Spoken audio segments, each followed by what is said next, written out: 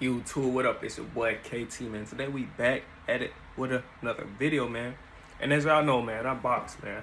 I've been boxing for 3 years since I started boxing at 19. And now I'm 22 and I'm still going, man. I had a ton of fights canceled. Had like 10 fights canceled. I got 7 now, so if I would have had all them fights, I would have had like 17 fights. But I've been boxing for 3 years. 19, I'm 22 now, I'm still going, man. And now it's time to take it to that next level. But it's time to get y'all a story time of why I started boxing, man. I don't think I ever told nobody this story, and I'm ready to tell it now. I'm tired of hiding it because I really don't like to tell it because it's kind of vulnerable and it's kind of, it's a softer side of me. So I really don't like to give this side of me too much, but it is what it is, y'all my people, and this will probably connect y'all with me a little bit more. And as I keep going, as I keep growing, y'all will be loyal to me, and no matter what happened to me in this sport, man, y'all will still be with me. Loyalty. So let's get into it, man. So, man, first and foremost, I gotta tell you this. This is the most important part of the story. My dad was a boxer. He passed away 2008. I was 4 or 5 years old due to gun violence somebody had. Y'all know, somebody had at the gas station, right? So I'm 4 or 5 years old. It didn't really affect me till like as I started getting older, to like my teenage years, or especially after I left high school, because I didn't have no guidance. I did not know what to do. I did not know where to go. So I was really just a young man out here just roaming for real, just learning off trial and error. But if I would have had that father figure continuously in my life, boy, ain't no telling how far ahead I would have been, bro. I feel like that's another reason why I'm so, like, that's why I want the youth. That's why I be trying to lead the youth, like, better than me. Because I didn't have that. And I'm giving the youth something that I never had. Like, I didn't have no mentors. I didn't have no big bros that I can look up to. So, back in my high school days, me and my guys, we were so cool. They used to look up to us. They used to steal our lingo. They used to steal our trends. They used to do what we used to do. So we ain't have nobody who could just lead us like, hey, bro, do this instead of this, bro. I wish I would have did this and that. And they was trying to gatekeep stuff. They didn't embrace us for real. So that's why I wrote a book, man.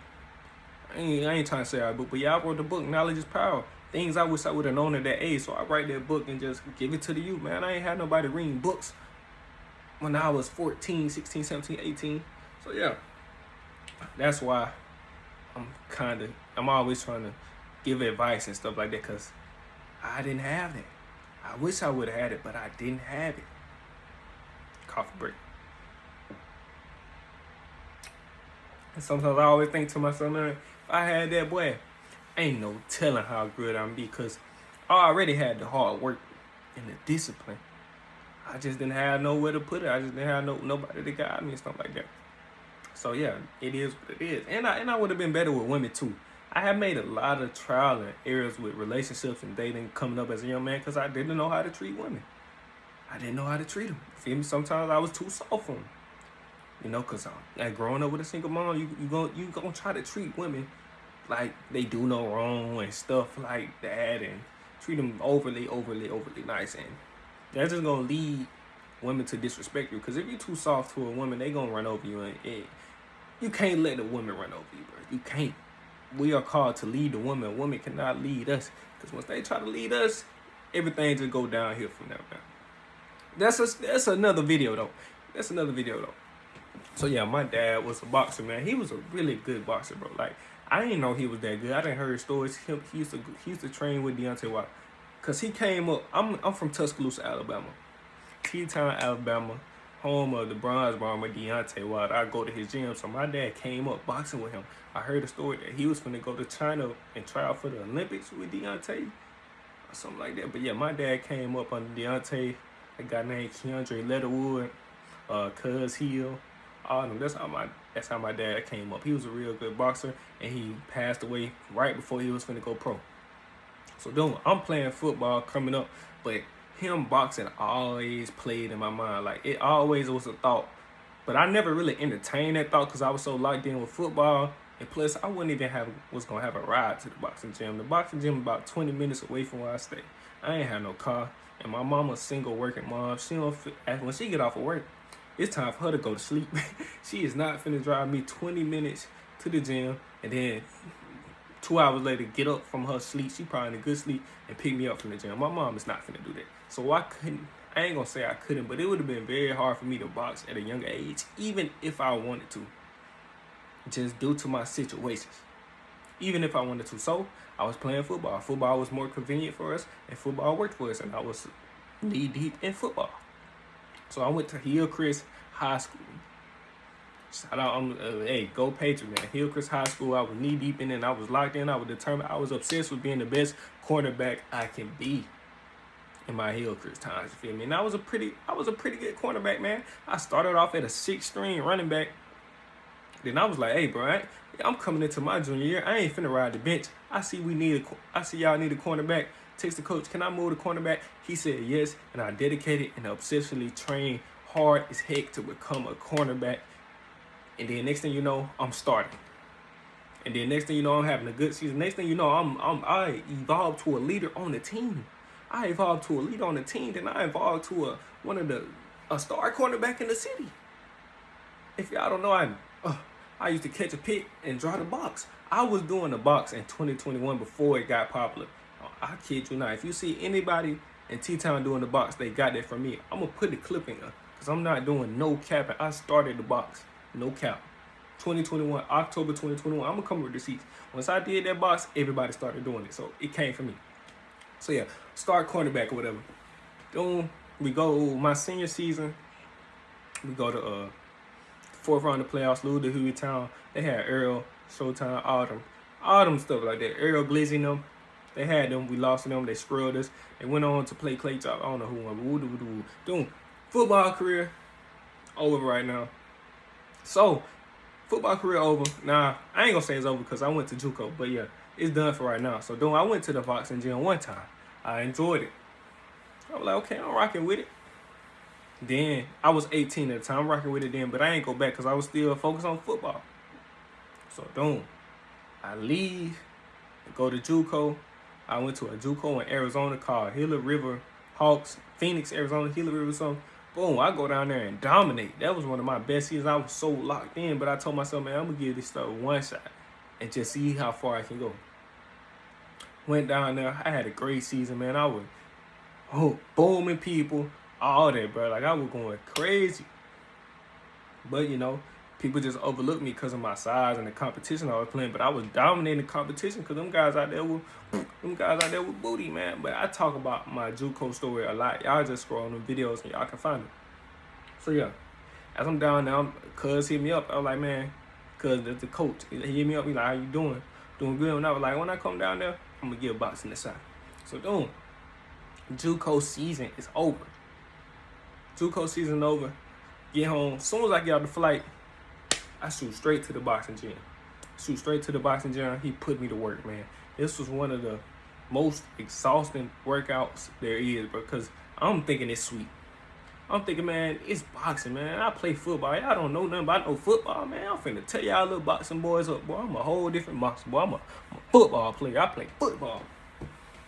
Boy, was I wrong. Boy, cuz took me from the ring to the outside the ring, to outside again, to back. Man, it was just a lot going on. Then the jump ropes. Then you got to warm up 10 laps. It's just a lot of oxygen getting burnt. A lot of energy getting burnt. And a lot of wind. A lot of my lungs doing a lot. It's a lot going on. So yeah. Come there, first day. It's like as soon as I walked in, it was like, I've been waiting on you to come. It's like I've been waiting on you to come. I don't know. I guess he probably always knew that I was gonna come. Y'all don't know. But he was like, everybody about, I've been waiting on you to come. You cool, son? And the crazy thing is, my dad got a mural in the gym. It's a mural that say, cool, legends never die. So yeah. He put me to work. I was exhausted. Next thing you know, I was like, man, you know what? I actually like that, man.